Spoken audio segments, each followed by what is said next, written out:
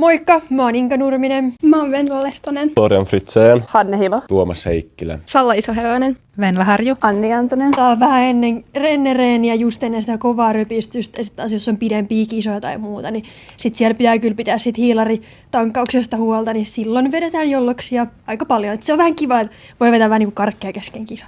Yleensä mä otan just ennen starttia silleen ehkä muutaman, että eniten tulee just ennen kisaa käytettyä. Mä käytän jollakin suorituksessa riippuen onko kisa, metsä vai sprintti, niin suorituksen aikana tai sitten suorituksen välissä. Mä oon pitänyt niitä takataskussa ja sit noin puolen tunnin välein on ottanut. Jos on pidempi kisa, niin sit siinä ihan kisankin aikana, mutta yleensä varsinkin ennen suoritusta ja heti jälkeen, että ne on tosi kivoja, kun on helppo napata suuhun.